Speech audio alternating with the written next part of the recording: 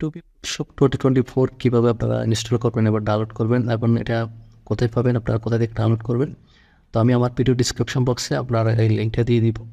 তো এখান থেকে আপনারা ডাউনলোড করে নেবেন। ডাউনলোড করার পর এটা জিপ ফাইল থাকবে, এটা আনজিপ করে নেবেন।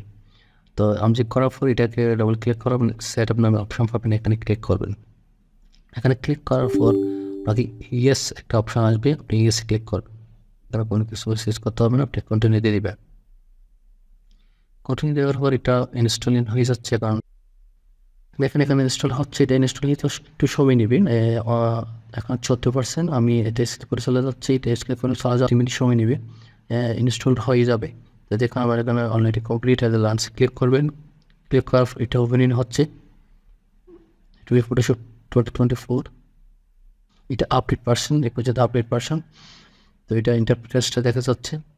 এভাবে আসার পর আপনি এখানে দেখতে পারবেন সব কিছু, মানে ফাইলে ক্লিক করলে আপনি এখান থেকে সব কিছু অপশন পাবেন, এবং এখান থেকে ফাইল ক্লিক করলে নিউ ফাইল ক্লিক করলে আপনি এখানে সব কিছু আপনার কোন ধরনের সেট আপ করবেন দেখেন। এখানে পেজ সব শুরু হচ্ছে আপনার হোয়াইট, তারপরে হচ্ছে হাইট, এগুলো আপনি আপনার মতো করে সেটিং করে নেবেন। এখান থেকে ক্রস করে দেখেন এখানে ক্যান্সেল করলাম, এখান থেকে আসলে আপনি নিউ ফাইলে ক্লিক করলেও আপনি এখানে একটা পাবেন। নিউ ফাইলে ক্লিক করলেও আপনার এখানে একটা আউটপুট পাবেন। এখান থেকে ক্লিক করলে এটা ক্লিক করলাম এবং ক্রিয়েট করার সাথে সাথে একটা আউটপুট চলে আসবে। এখানে একটা আউটপুট আসবে,